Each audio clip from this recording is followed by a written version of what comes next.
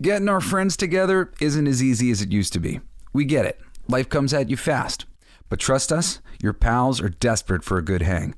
And when they hear you stock the party with drinks from Drizzly, they'll be banging down your door. Let Drizzly, the go-to app for drink delivery, take care of the supplies. All you need is an excuse. It doesn't even have to be a good one. It's your dog's birthday. The loquats are finally ripe. Whatever. With Drizzly, you can compare prices on a massive selection of beer, wine, and spirits and get them delivered straight to your door, which means you can entice the crew to leave their houses without ever leaving yours. Whatever the occasion, download the Drizzly app or go to drizzly.com. That's DRIZLY.com. Today. Must be 21 plus. Not available in all locations. Man, I wish they had Drizzly when I used to play D&D and Riffs. Maybe it's time for me to start again. Thanks, Drizzly. Hey, it's my song. Let's sing it. It's gonna be freaking awesome. Come on, it's gonna be freaking awesome. You know the words. It's gonna be freaking awesome. That's it. Say, it's gonna be freaking awesome. Hello, everybody. It's Jesse Blaze Snider, the coolest geek alive. How are you? I hope you're doing good. Hope you had a good week. Hope you're ready for another fabulous edition of the coolest geek alive, where we are going to talk about something I've been wanting to talk about for a long time, the Marvel Brain Trust. Now, this was kind of unspoken, but there was credits to be seen. If you watch the early Marvel movies, you'll see a credit right at the beginning, or sorry, at the end of Iron Man, at the beginning of the credits, for like 5 people. I know most of the people here. On this list of Iron Man, under Marvel Creative Committee, you've got Joe Quesada, Craig Kyle, Dan Buckley, Alan Fine, and a guy named Sid Gaines. I don't actually know who Sid Gaines is, but I know who all these other people. Alan Fine and Dan Buckley are both publishers for Marvel Comics, people who work closely with Marvel Comics Publishing. Joe Quesada is the former editor-in-chief of Marvel Comics, but more than that, Joe is an artist and a writer in his own right. He is a brilliant, brilliant writer. He wrote an Iron Man story called The Man and the Iron Man, which is one of the best Iron Man stories I've ever read. I don't know why they haven't adapted it already, and I did actually hear rumors many years ago that they were talking about adapting it, that Iron Man 3 or Iron Man 2, any one of those other Iron Man sequels could have ended up adapting that story arc, and that would have been a really great idea. I think people would have been way more stoked about Iron Man 2 and Iron Man 3 if they had adapted a great storyline like that from the comic books. Joe Quesada can do no wrong in my eyes. Brilliant creative director. Joe Quesada is largely responsible for the Marvel Renaissance in comic books that I got to participate in when I started reading. I started reading monthly comics in large part due to the Marvel Knights promotion that happened sometime, I guess, in like the late 90s or early 2000s, where Joe Quesada and his buddy Jimmy Palmiotti, who had been collaborating with for a long time on independent books like Ash, they came over and they brought Kevin Smith to write Daredevil, and they brought in a whole creative suite of talent for 4 books in the Marvel landscape that were really street level and cool. And the books were Daredevil, Punisher, The Inhumans, and Black Panther. Now, 3 out of 4 of these books were groundbreakingly awesome. Black Panther by Christopher Priest is absolutely, I mean, granted, the book is a little bit better, but everything that you see in the Black Panther movie that is really freaking cool, and all that world building, that was done in this Marvel Knights series by Christopher Priest. That was the beginnings of the Black Panther that we know and love today, even though Black Panther was always a character that people loved. But Christopher Priest really brought something really cool to that book, and a great sense of humor to the book as well. Then there was the Inhumans book, which introduced the world to writer Paul Jenkins. Granted, he had written a few things here or there prior to that, but Paul Jenkins and Jay Lee on the Inhumans, oh my God. When that shitty Marvel Cinematic, Marvel TV produced Inhumans movie came out a while back, people like me were so disappointed because the Inhumans has been done so well a number of times in the comics, and there's a lot of source material to base a great film upon. And the fact that that didn't come together and happen was a devastating thing. But again, Black Panther, the Inhumans, and Daredevil by Kevin Smith, Joe Quesada, Jimmy Palmiotti. This stuff was amazing. Their fourth book, The Punisher, was a real disappointment. But the 3 hits out of these 4 was enough to get the Marvel Knights line to continue.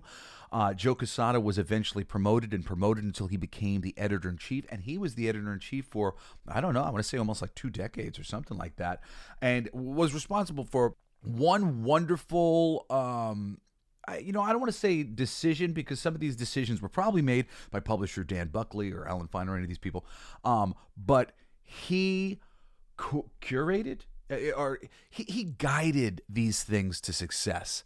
Something like Ultimate Spider-Man, which we'll talk about in a little bit, which was going back to the source with Spider-Man, reintroducing the character as a young hero in high school, reintroducing all of his bad guys, eventually killing him and introducing Miles Morales into the world of the comic books. Brian Michael Bendis did this. He was a great writer, but Joe Quesada picked Brian Michael Bendis. Joe Quesada was overseeing these projects and making sure they came out right. Joe Quesada is probably one of the most brilliant, creative writers and producers in comics, period. I'm saying all this because when you see that name as a learned fan of comic books, you go, oh, thank God, they got Joe in there. Joe knows what he's doing. He knows these characters. He knows how to deliver them right and update them correctly, being faithful to the source material. Listen to Joe Quesada. I'll mention, too, Craig Kyle, because his name's not going to come up again, but Craig Kyle's on that list of the Marvel Creative Committee. Craig Kyle is a brilliant writer. Craig Kyle is most known, not that he's known enough for this, he should be. There was a run of New X-Men. I think originally it was launched as like X-Men Academy or something like that. The initial launch of this X-Men book was really weak. It was a really weak young X-Men title with new characters that nobody knew.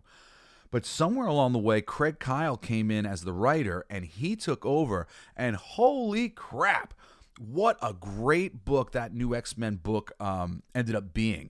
I think there's a character from Wakanda named Gentle who was created in there. There was a great kind of rock dude who would disintegrate. He could throw his head around. These X-Men books that Craig Kyle wrote were creatively brilliant. He took characters that nobody knew and nobody cared about, and he made you care about them. Everything he ever wrote, I ate up. He's a brilliant writer. And I'll point to just an animated film. They made an animated film of Wolverine versus, and it included basically 2 parts. One part of Wolverine versus Hulk, one part of Wolverine versus Thor. Both of these things were written, one co-written and one fully written by Craig Kyle. If you've seen those animated films, you know this guy is awesome. So you've got 2 creative powerhouses on this initial team here, plus Dan Buckley, Alan Fine, people who are overseeing Marvel. And again, Sid Gaines, you know what, here, I'm going to pause real quick. I'm going to find out who Sid Gaines is. Okay, this is why I don't know who Sid Gaines is. He's a movie producer. He produced Big Daddy, Deuce Bigalow, Male Gigolo, Mr. Deeds, Master of Disguise, Aquila and the Bee. So he works with Adam Sandler's team a lot, and he's made a lot of movies. But he's not a comic guy.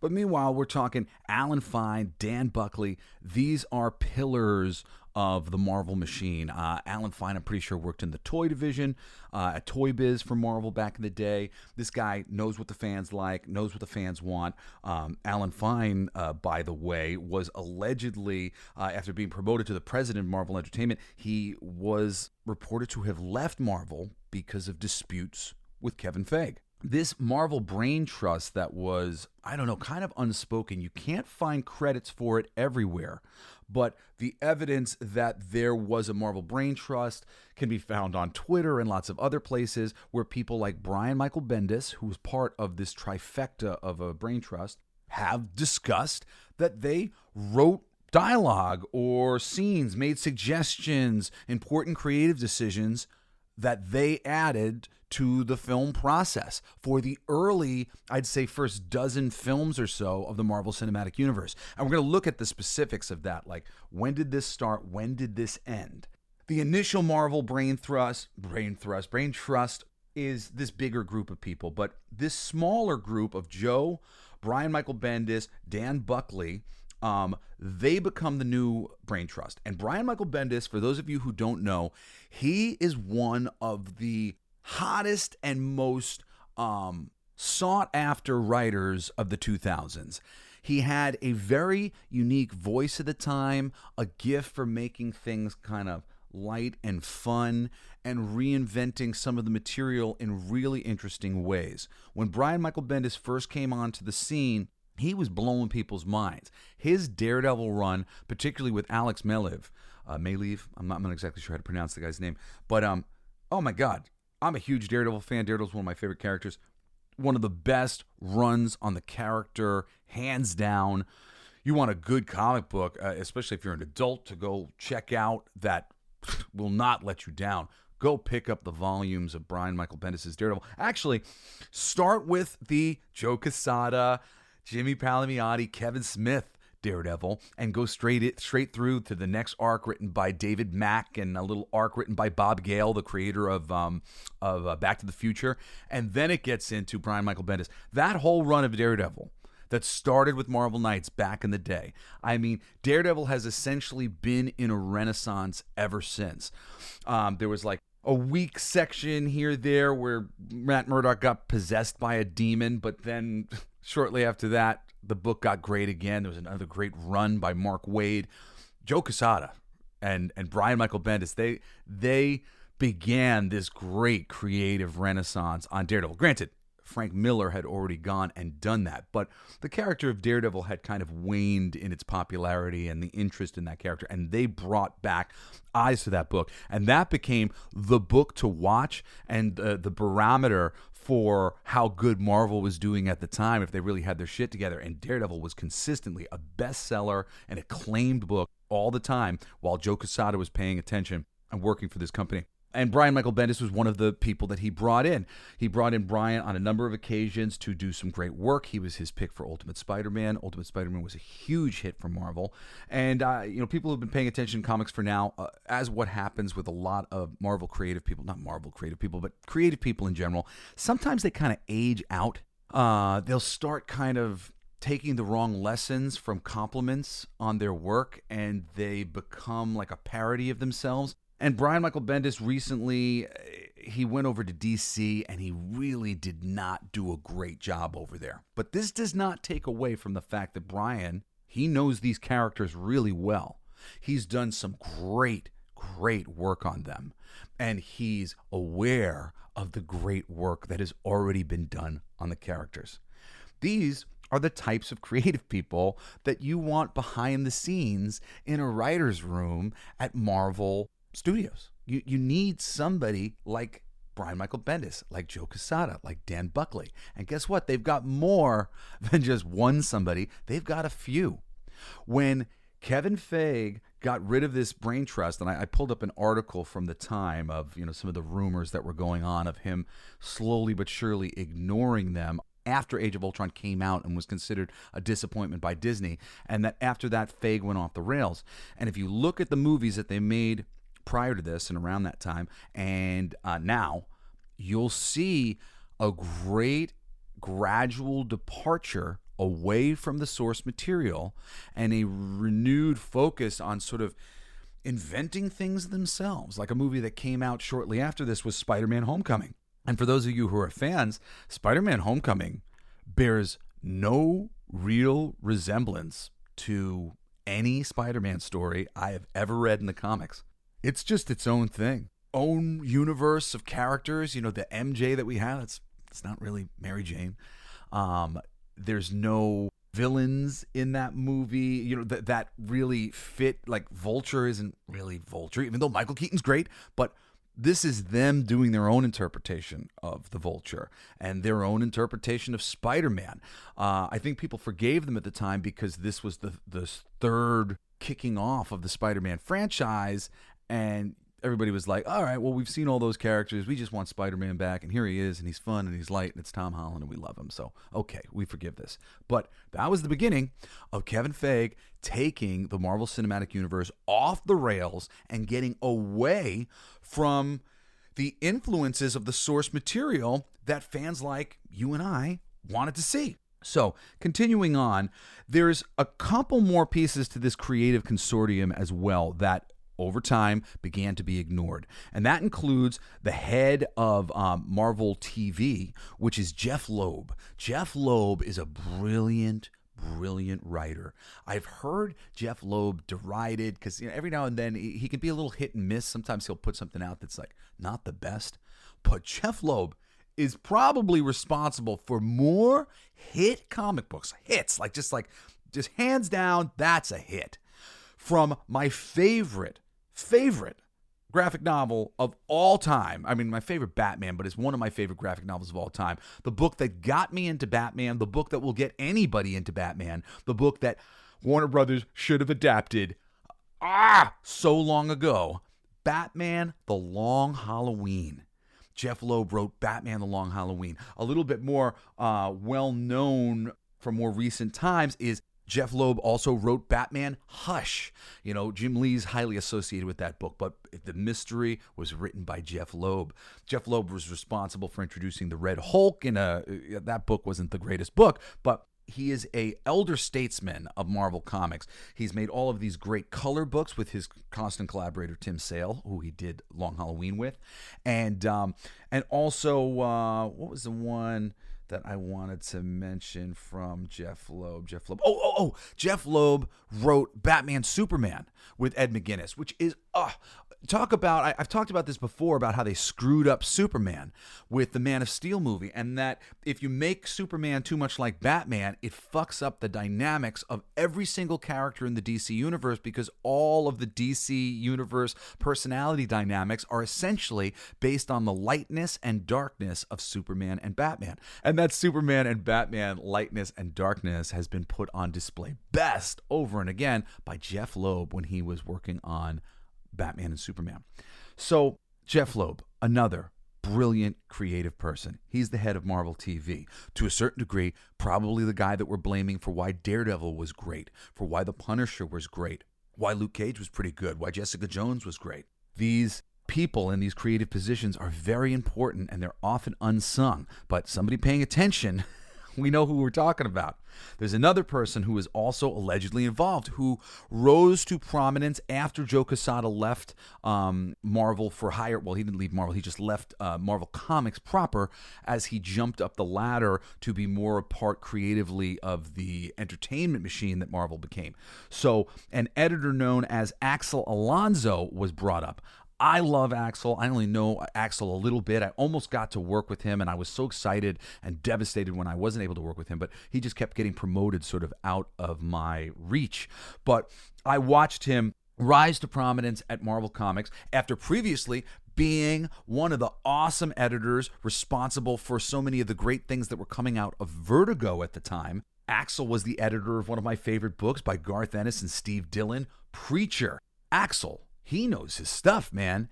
He was the head of Marvel Comics, and apparently he had a little bit of creative influence and was making suggestions and whatnot for Kevin Feige. But eventually, as we'll see in this article I'm about to read to you guys, he stopped listening.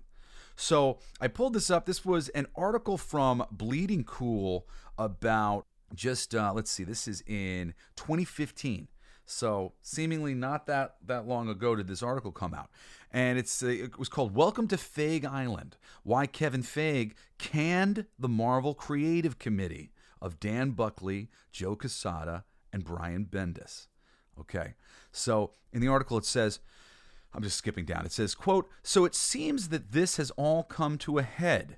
Despite evidence to the contrary, it looks like Feige managed to blame Perlmutter, that's Isaac Perlmutter, who was an executive person who had been in control of Marvel for a long time. So this is saying that Feige blamed Perlmutter and anyone else outside of his division for any failure or mishap. And this failure and mishap is related directly to Avengers Age of Ultron, which was apparently considered not enough of a hit by Disney, I guess because it didn't gross more than the Avengers did. And so he was able to shut it down. It was the opening salvo in the war that last week saw Feige and Marvel Studios films taken out of Perlmutter's purview in favor of Disney.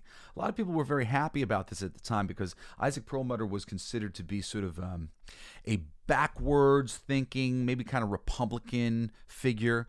I definitely heard stories about him being a bit difficult to get green lights for something like Black Panther, a property starring a minority, or something like Captain Marvel, a property starring a female. He felt that those things didn't really sell toys, and he was very money-minded, and everything was sort of like, no, that's not going to make money across the board. So he was somebody who you had to get past. He was gatekeeping essentially at Marvel and stopping certain things from getting made. As we can see, some of these female-led and Black Panther has been massive successes for the studios. So he wasn't exactly right. And Kevin Feige was fighting this guy. So at the time, it seemed like Kevin Feige had kind of like wrestled the old school ideology of an Ike Perlmutter to the ground. And now the Shining Knight was coming through, and he was going to be able to do what he really wanted to do the whole time. And it was kind of made all of a sudden around this time. They made it like he was the sole person responsible for the brilliant creativity that was coming out of Marvel. And that's just... I knew it wasn't true at the time, and I went, well, I don't know. I'm not in there. Maybe it is him. Maybe it's all him. I guess we'll see from now. And I've been paying attention since that happened, and I can tell you, the wheels just absolutely began to come off during this period of time. And I'm going to go through the timeline in just a second, but I just want to read the rest of this quote here. It says, "The bigger question is, how did Feige manage to strong-arm Disney into this decision? Because it has left him far more secure on Feige Island with less inconvenient critical voices. If Feige doesn't answer to Marvel, who does he answer to? As a former employee to Marvel's film division said to me, quote, if you want a target on your back, just say no to Kevin, end quote. Last week's move was not the end. It was not even the beginning of the end. But maybe, just maybe, it's the end of the beginning." I've got a little other piece of the article here too. "I've heard conflicting reports that for some say 6 months, others a year to 2 years. Feige has been ignoring Marvel Creative Committee sessions and has been methodically cutting the committee out. Quote, suggestions is the operative word here. Feige, as the head of Marvel Studios, has always made the final creative decisions, but Avengers Age of Ultron brought things to a head. Full disclosure, I heard rumors long before the release of Avengers Age of Ultron that extensive and expensive reshoots on the movie could have been avoided if Feige had been receptive to notes. I couldn't get verification at the time, but in retrospect, the tea leaves seem to have fallen into place. Could it be that Feige doesn't want visible second-guessing used by the powers that be at Disney, especially when it's right? Oof, oof, oof. So, I mean, what is all this telling us? This is telling us that there's an ego battle that was going on the creative side of things in the Marvel Cinematic Universe. And Kevin Feige, who was always at the tippy top of it, but was very cleverly utilizing important creative people from the comics, some of the greatest creative people to come out of Marvel at that time, Joe Quesada and Brian Michael Bendis in particular, also Craig Kyle, who was in the early one, but Jeff Loeb, Axel Oz, these are pillars of the Marvel publishing world that made Marvel into a giant again. Hit after hit after hit, modernizing the properties in the right ways, honoring the past, and bringing the stories forward. These guys were really important for readers like me. When I saw their names in the credits for Iron Man and Hulk and all these early offerings of the Marvel Cinematic Universe, I knew as a fan, wow, like there's a reason why these movies are good. Look who they spoke to. They spoke to the right people. But at a certain point in time, they weren't speaking to these people anymore. So I'm going to talk to you here like this is the Marvel Cinematic Universe, like in order, the things that they've released, okay? So these movies, all of these movies are under the creative influence of this Marvel brain trust, okay? Iron Man, The Incredible Hulk, Iron Man 2, Thor, Captain America the First Avenger, Avengers, Iron Man 3, Thor the Dark World, Captain America the Winter Soldier, arguably the greatest entry into the Marvel Cinematic Universe that they made. Guardians of the Galaxy, another massive success.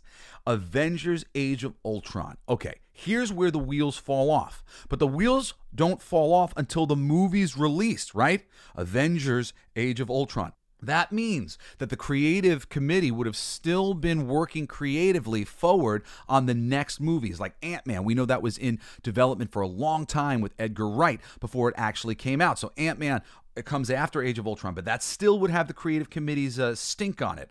Civil War, Captain America Civil War, that would still have the creative committee's stink on it. Doctor Strange, which was, all these things were, I'm sure they had plans for a long time that would still have the creative committee's hands, part of it. So Ant-Man, Civil War, Doctor Strange.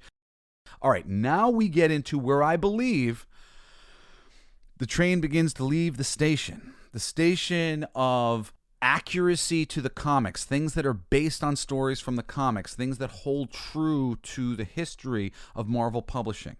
And it begins with Guardians of the Galaxy Volume 2, which we don't got to do too much work in making this exactly like the comics, because here we've got James Gunn. He's doing it. He loves these characters. He's trying to pull in Easter eggs. But at the same time, as we saw in Guardians of the Galaxy Volume 3, which we'll talk about in a little bit, Adam Warlock is nothing like Adam Warlock, and a lot of these characters are nothing like these characters are in the comics. Mantis, even though I love Mantis, I really do. Mantis is probably my favorite of the Guardians. She's nothing like that in the comics. That's her power set, and almost everything about her is just kind of made up for these movies, and James Gunn has been doing that. That is what you will see moving forward. A lot of the major creative decisions are being made now by the directors and by Marvel. The MCU, they're producing the films for themselves, not trying to bring to life storylines from the comics that their fans are clamoring for. Because what happens next? We get Spider-Man Homecoming, which is not an adaptation of anything from the comics. We get Thor Ragnarok, which very loosely adapts some elements from the comic books, but not in any way that really satisfies those things. Not to say, once again, I really like Thor Ragnarok. Like I don't really believe that they were screwing it up so badly at this point yet, but I do see signs that they are leaving the source material behind. After Thor Ragnarok, we get Black Panther. Again, Black Panther, I believe, probably has the fingerprints of the creative committee all over it. Granted, we do start to get into what might be called like intersectional politics and stuff, where all of these roads are meeting about inclusivity and all this stuff. So a whole narrative starts to develop from Black Panther, and Kevin Feige is very much at the head of that, wanting to be on the right side of history and all that stuff. And hey, I like to be on the right side of history too, but you got to be on the right side of history and also produce great movies that everybody loves. Everybody, you don't just go after one audience and lose the rest of the audience. That's just foolish. So we got Avengers Infinity War, which, 2 movies later is going to be Avengers Endgame, and obviously Avengers Infinity War, Avengers Endgame. We've been building up to these movies. We've introduced Thanos in various movies prior, the Guardians of the Galaxy movie, the Avengers movie, and who was responsible for introducing Thanos and building this thing up? The Marvel Creative Committee, who are no longer there. But so they get those going. And now we got Ant-Man and the Wasp. Again, initial Ant-Man movie kind of has some basis in the comics. It's really a Boffo creative success. Ant-Man and the Wasp continues, but now we got Ghost in the movie. But Ghost isn't Ghost, it's a girl. It's some girl that we're going to make up, and she's got a backstory, and it's not the comics. Doesn't look like the comics, and a little gender swap going on. Okay, here's the beginning of things really starting to go off the rails. Next up, we got Captain Marvel. This is the first film in the Marvel Cinematic Universe that basically crumples up the original origin of the character and throws it out the window. The original Captain Marvel, the Carol Danvers Captain Marvel is Miss Marvel. And she's not exactly like a sidekick to Captain Marvel, but she gets her powers from this Kree soldier, Captain Marvel, Captain Marvel. And there's a real classic story that, honestly, I don't think I've ever actually read. Maybe I've read an issue, like a reprinted issue. But Captain Marvel died, and Miss Marvel becomes the new Captain Marvel. And she's Miss Marvel for a long time. In like the 2000s, they upgraded her to Captain Marvel. And honestly, they were never exactly able to get the success with that character that they wanted. They realized that she was the, the namesake for the company. She is Captain Marvel. Perhaps we can use that to our advantage and build her up as a larger character. She could be a really nice, fresh face to represent the Marvel Universe. It's a woman, and, Marvel is male-dominated, so let's see if we can build her up. Now, they honestly never really succeeded with this in the comics, and they actually ended up taking the character to a really bad place when they did a follow-up to the Civil War, which the film Civil War is loosely based on. There's a sequel in the comics, Civil War II, and during that sequel, they have Captain Marvel essentially go full fascist, where she's working with the government as a goon for them and doing what the government tells her. Government says jump, and she says how high, and she becomes like a super Gestapo for the American government. And this was a really bad look for the character. It was very damaging to her, and she wasn't just exactly able to get a string of hit books. A lot of different writers tried, a lot of different takes on her, and character designs were used, but it never quite worked. It just never clicked. Marvel and comics, they do this all the time. You're constantly launching things and then relaunching things and relaunching them and trying to see if you can get something to stick with the audience. And sometimes the companies will get a real bug up their ass about a certain character, like, let's say, Miss Marvel, the young Miss Marvel, Kamala Khan. She was one that Marvel was really trying to get going for a long time. And while the character has its fans, it never set the sales charts on fire. And neither did Captain Marvel. It was a bit of a difficult thing. But Captain Marvel did have some amazing history within Marvel Comics that could have easily been played up to make this really interesting. The cool thing about the original Iron Man movie is that they took essentially like 40 years of Iron Man comics that maybe were like good and bad, in the middle, but they took all the best parts and they stripped them right out, down to when the movie ends with him revealing his secret identity. Iron Man eventually reveals his secret identity in the comics. He didn't do it during the first story arc. For a long time, there was lots of stories where he was dealing with a secret identity. But that was a great moment when he revealed his secret identity in the comics because it made sense for his character. He was this playboy. He wasn't exactly Batman. He wasn't so brooding. He was more fun-loving, was ruled by his id, his ego, and it made sense for him to say, you know what, I want to be associated with this as a superhero. So things like that, things like Iron Man's origin in the cave and making the first Iron Man costume and then making his new show, like all of these little stepping stones to the character, they happened over a long period of time. But in the Iron Man film, it was all condensed down to something small.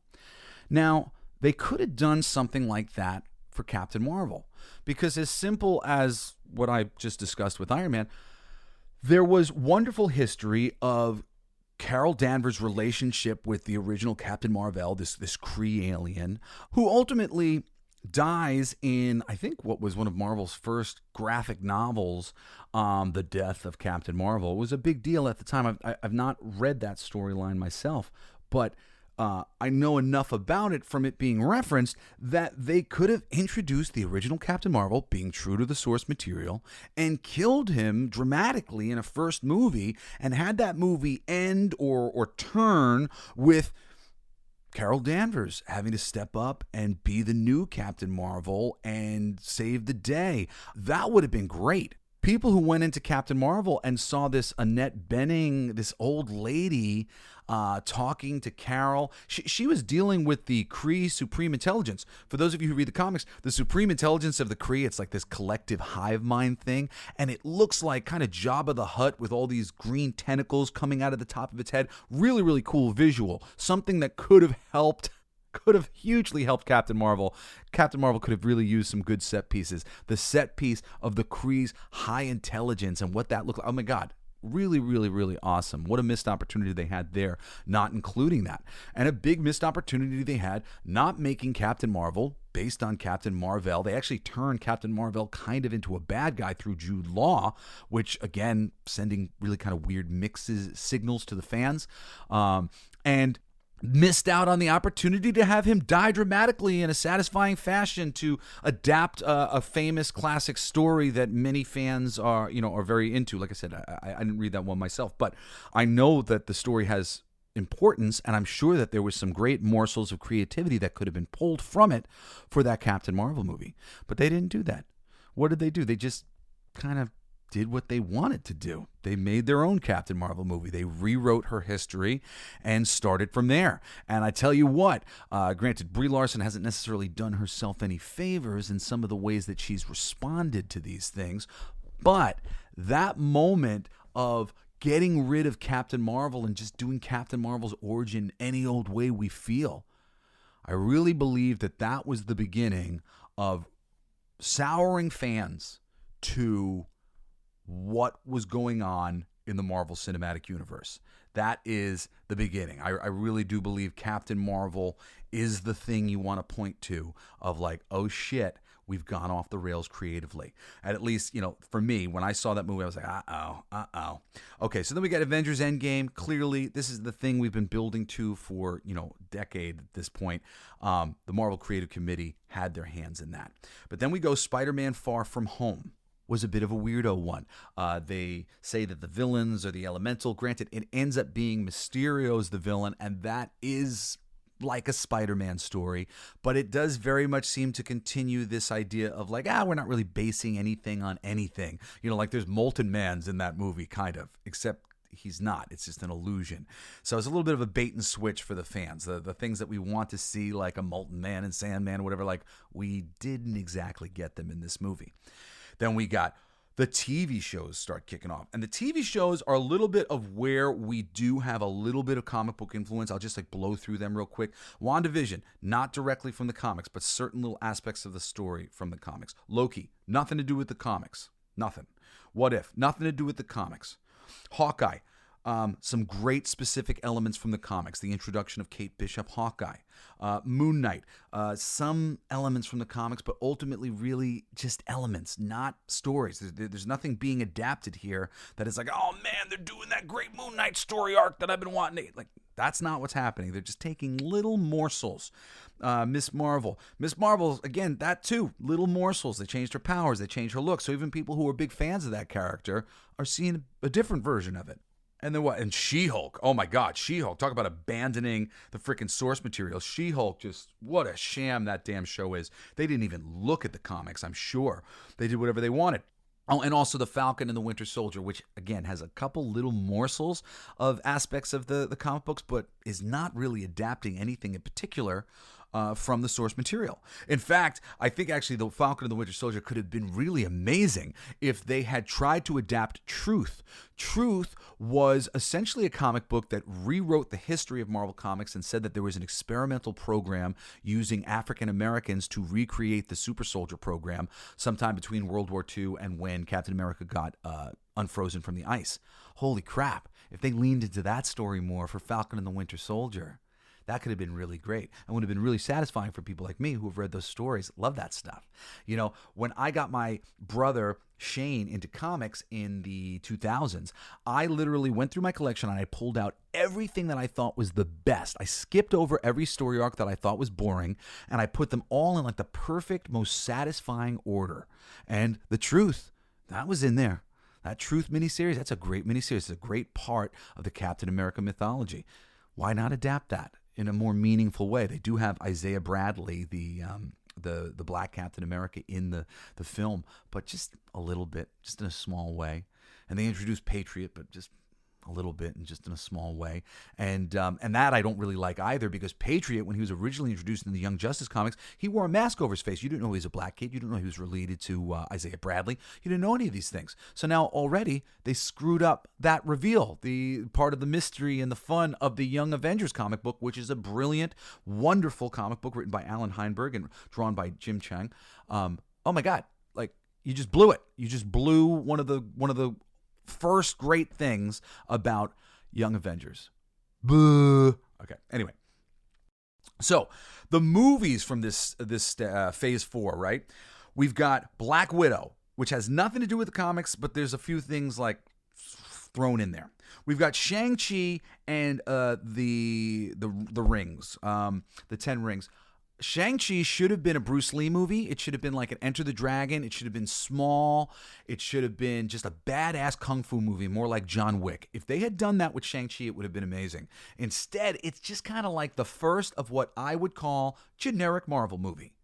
Like, nowadays, movies come out from Marvel, and it just feels like another one of them Marvel movies. And it stinks, because they were talking for a while about how they really need to differentiate and that Marvel had more genres to offer and they were going to demonstrate. Well, you could have demonstrated with Shang-Chi and making that a great kung fu movie. And then a couple movies later, you could have demonstrated it again with Doctor Strange and the Multiverse of Madness. You could have made a great horror movie. But no, we're struggling with tone and all these things. Everything ends up becoming this weird shade of Marvel Cinematic Universe brown. So after Shang-Chi, you got Eternals. Eternals literally rewrites the comic visually, story-wise. It has almost nothing to do with the Eternals comic book. I don't even know why they would make it. Nobody was clamoring for it. If you were going to make it, you need to make it as a love letter to the pillars of the Marvel Universe. This is Jack Kirby's creation. It's a beautiful looking book, very interesting, and they could have leaned into that and made something really cool, but no, they just did whatever they wanted. You get Spider-Man No Way Home, which we're not going to give credit to Marvel for that because it's a Sony co-production, and man, that movie's great. Thor Love and Thunder. They bring in Gore the God Butcher, who is a great character from the comics, especially visually. They fuck up his visual. They fuck up his origin. They barely give you any real darkness, and we end up with this weird sort of rom-com about Thor being in love with his hammer, I think. I'm a huge fan of Taika Waititi, but they needed that Marvel brain trust overseeing, making sure that these things didn't go off the rails. People like me and you, we're fans of the source material. We're looking for them to take the source material and bring it to life, honoring that source material, not just do whatever the hell they want and call it Thor, you know? So then similarly, you got Black Panther Wakanda Forever, which could have been an adaptation of the comics or whatever, but Namor is nothing like Namor. Black Panther's not even in the movie. It essentially becomes this, Black Panther died little in-between issue of the comics. You know, it'd be a little mini-series after somebody dies where everybody's mourning the characters. And those books don't sell very well, the little mini-series that's just like taking us to the next stage of things. And this movie is kind of a weird one. It's not adapting anything that we care about. It's actually addressing real world death that went on. So again, now we've gone off the rails of the source material and we're just living in this celebrity world of we've made the Marvel Cinematic Universe and it's too big to fail. It's not too big to fail, as we can see. Finally, we've got Ant-Man Quantumania, which, again, Ant-Man is not known for fighting Kang the Conqueror, except when he's on the Avengers. That's not like a traditional Ant-Man villain. Oh, now he's going to go fight Kang. So that's not based on anything in the comic books either. And then we get finally to Guardians of the Galaxy Volume 3, which is James Gunn wrapping up his whole universe, rewriting the origins and the things in any way he sees fit, which is okay once, you know, you trust the creative people and the audience has said, okay, I validate your version of these things. And with James Gunn and the Guardians of the Galaxy, we've definitely been given the thumbs up from the audience that we do generally enjoy what's going on here. But what do we see from that when we look back at this list of movies? It's largely that the only thing from this time that is really sort of true to form is Black Panther and the Avengers Infinity War and Endgame movie. Everything else starts to be its own thing creatively and fly away from the original source material. Meanwhile, you go back to before the creative committee broke up, and you've got things like Guardians of the Galaxy and The Winter Soldier. The Winter Soldier probably being the greatest adaptation of something from the comics that was done really well into the Marvel Cinematic Universe. I would say that people love that movie. They think it's one of the best movies. The comics are better. Go read Ed Brubaker's Winter Soldier story arc. It's amazing. I forget who the artist on that was. I want to say like Michael Lark. There's probably a couple different artists on that book. But holy crap. I mean, I think it was at least like 25 issues. And it was so good. The movies are great too. Not as good. But they did make an effort to adapt it. And there's a lot of adapting of things going on in these early stages of some very good adaptation. I mean, the Doctor Strange adaptation is really, really well done. Again, Doctor Strange is 3 movies after Avengers Age of Ultron, but I believe it has the Marvel Creative Committee fingerprints all over it. So let's talk about this in another way.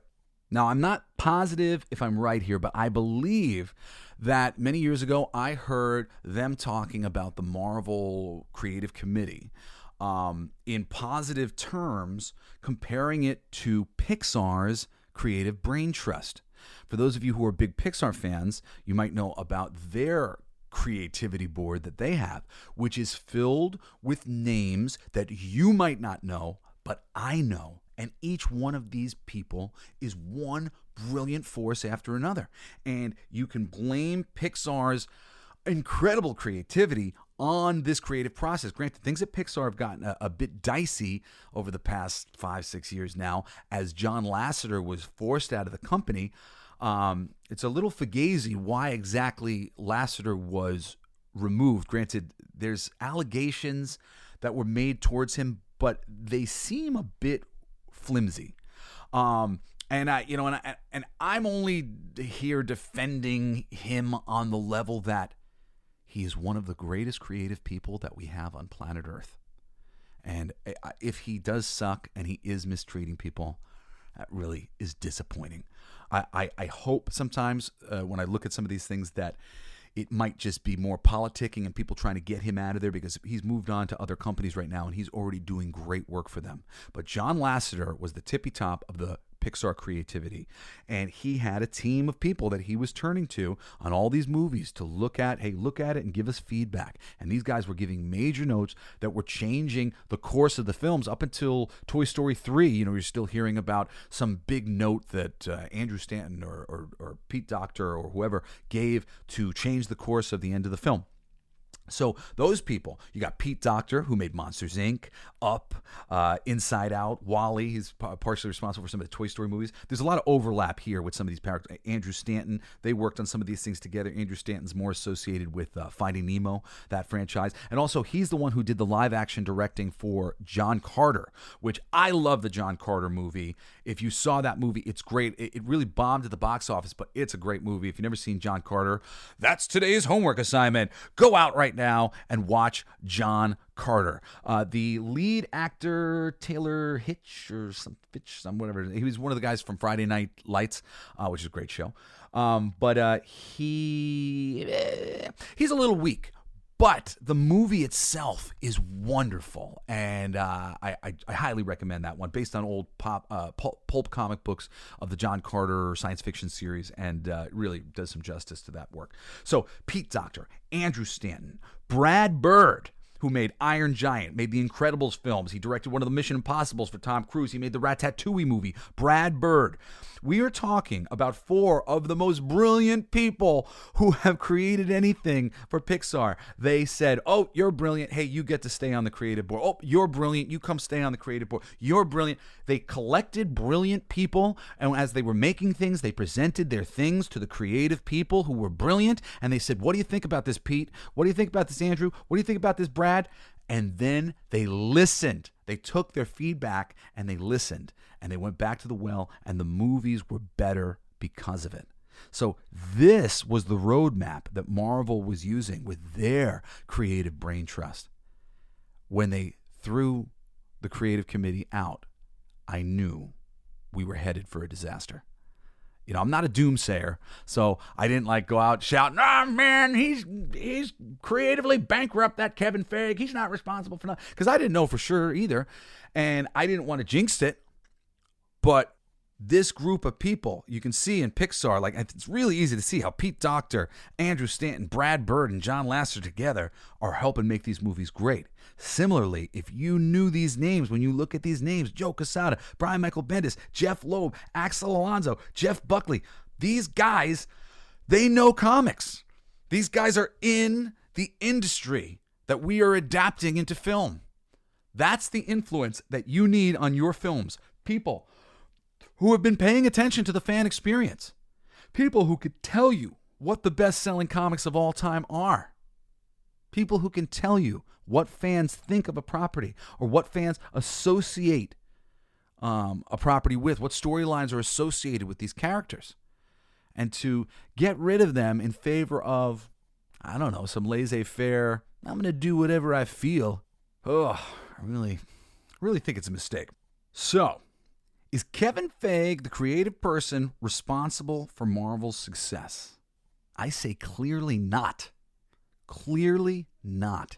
Since the duties of that creative position have fallen purely to him, and they've gotten rid of the creative consortium that was helping him behind the scenes, the comic book influence has gone away, and the adaptions have lost their connection to the source material.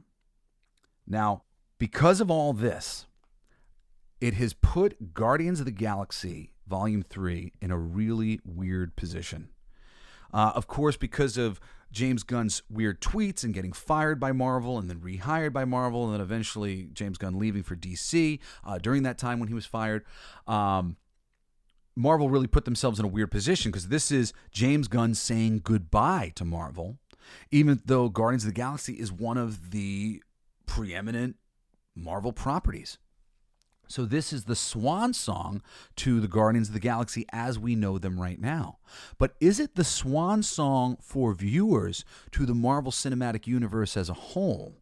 As more and more announcements and things come out that fans just don't care about. Something like the Agatha Harkness series, which I think there's a chance that it might be great. It's based loosely on the Young Avengers Children's Crusade miniseries, which was written by Alan Heinberg, who's a writer for the OC, and he writes a lot of TV, but he's a brilliant comic book writer as well. So, that's a great basis that it's based on, but it's called Agatha Harkness. And I'm not sure there's ever been an Agatha Harkness, even a miniseries or anything. There's certainly no series of Agatha Harkness. She's a character who's appeared in some books, but to give her own television series, it's a weird one, at least for signaling to the fans of what you're doing. Like a fan like me goes, "What are you doing?" The Echo series. Echo's now had maybe a mini-series here or there that haven't necessarily been particularly well received, though Echo as a character, when she was introduced during those early Marvel Knights comic books by David Mack, and I think maybe Brian Michael Bendis was working with him, that was great. She was great within the context of Daredevil, but an Echo series, what message are you sending to your audience? We don't really specialize in Echo series. We specialize in a Daredevil series, and Echo's a character in that thing. So they're really stretching credulity with some of these things, for the fans, for the audience, because the fans and audiences go, but what is that supposed to be? What is that about? Who said they wanted that? Who said they wanted this Marvel's movie where the three characters get pulled together into, that's not based on anything from the comics or based on some beloved storyline. There are beloved storylines that are still selling today, still selling graphic novels. They're selling thousands of copies, every month of certain storylines from Marvel Comics that are incredible, that could be adapted tomorrow. The original plan coming off of Guardians of the Galaxy Volume 3 was going to be that James Gunn was going to make a whole bunch of space movies and adapt a lot of the great storylines like Annihilation and other ones from the comics and bring them to life on the big screen. That's a good idea. The Infinity Watch and tons of miniseries and things that came out in the 90s that people love. Yeah, take that stuff and adapt it. Bring it to life. Do a good job with it. Not this thing where we're just kind of making it up as we go along. So in comic books, I don't know, I want to say 2 decades ago now, they started doing something that had been done for a long time, which was relaunching books with new number ones. But it became just like a thing that was being done on the drop of a dime to try to rebound sales numbers for books when they started losing sales. At a certain point, they would reboot the book and bring it back with a new number one. Now, series that were popular and growing in popularity and had good word of mouth, they would do okay with this relaunching thing. It would give everybody an opportunity to jump onto the book, and people would the sales would increase a little bit, not dramatically, but a little bit. And that number one issue in the middle, the sales would increase big time. But then normally the sales would kind of drop right back to where they were. However, over time, this relaunching strategy became a real big problem because the audience got used to it. And if a book was okay, and lots of the books where their sales were dropping, the sales were dropping because the book was just kind of okay. When they relaunched the book, readers took it as a good excuse to leave the title. So they wouldn't actually be buying the new number one. They would just go, this is a great place for me to stop reading. And speculators and other people, they'd buy number one, but they wouldn't buy number two. And the sales of number two would basically continue where the last series had ended off. And within a few issues, they'd be lower than they began, but prior to the relaunch. And I'm very nervous for Marvel that this is what they've done here. This is the situation that they're moving into now with Guardians of the Galaxy Volume 3. Guardians of the Galaxy Volume 3 is a really solid movie. It's different than the other Guardians of the Galaxy movies. It's not as fun. It's darker and heavier and whatever else, but the character stuff is great. It's entertaining. It's a little all over the place maybe towards the beginning, but it does come to a head and coalesce into something that's very satisfying and moving. I found myself crying a few times. I really don't want to give too much spoilers because it's early in the movie's run, and I think people should see it. But will this be the last movie in the Marvel Cinematic Universe that some people see? I think that it might be. Already I'm hearing rumblings from the geek world of like, all right, this is my last Marvel Cinematic Universe movie, unless I hear anything otherwise. I mean, look what comes next. The Marvels. This wasn't supposed to be the ordering of things. The ordering of the movies got all thrown out of whack. And oh boy, I think the Marvels coming after Guardians of the Galaxy is a real problem. Because even if, let's say, the audience isn't dropping off, the audience is going to drop off a little bit for the Marvels. That's my prediction.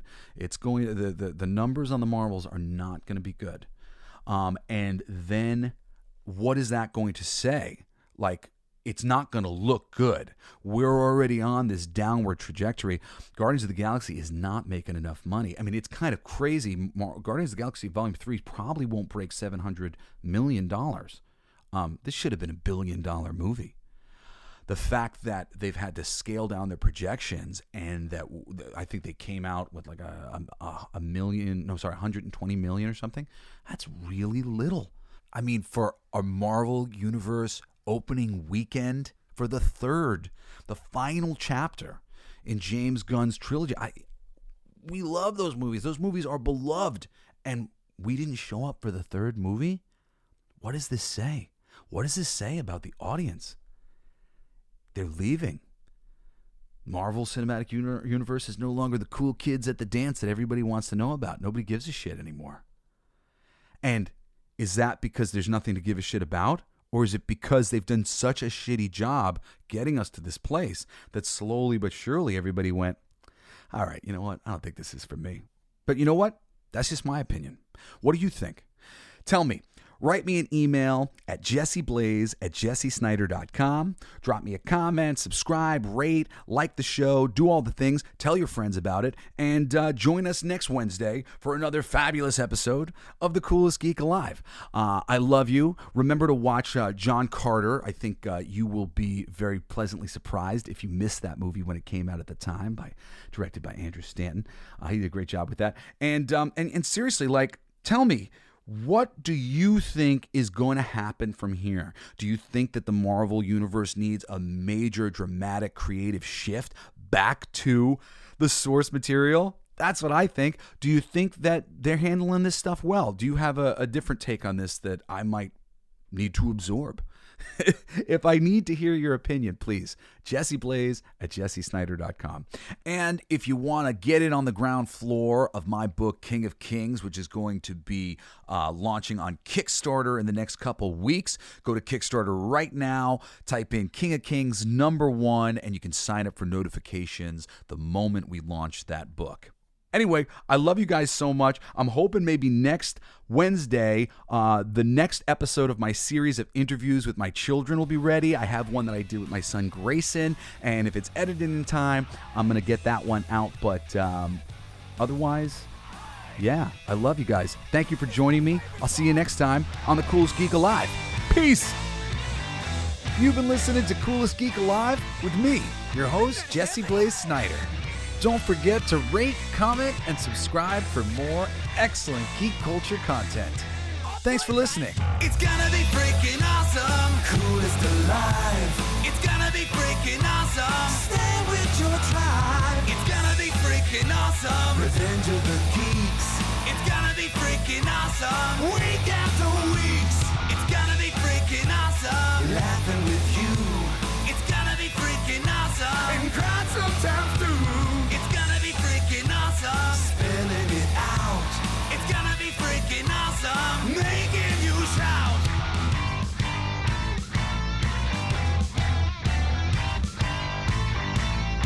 I'm a genius. I got lyrics coming out me bum for days.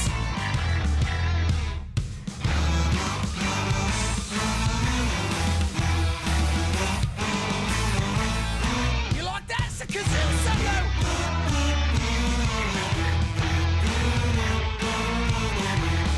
Play that too. It's gonna be freaking awesome. Talking some shit. It's gonna be freaking awesome. Living your shit. It's gonna be freaking awesome. Food in our mouth. It's gonna be freaking awesome. Get in the mouth. It's gonna be freaking awesome. Tell all your friends. It's gonna be freaking awesome. Call right on text. It's gonna be freaking awesome. Raising the bar. It's gonna be freaking awesome. Straight to the stars. It's gonna be freaking awesome. It's starting soon. It's gonna be freaking awesome. Passing the moon. It's gonna be freaking awesome. On with the show. It's gonna be freaking awesome. Ready, set, go. It's going to be freaking awesome. Freaking awesome. It's going to be freaking awesome. Just wait. You'll see. You'll all see.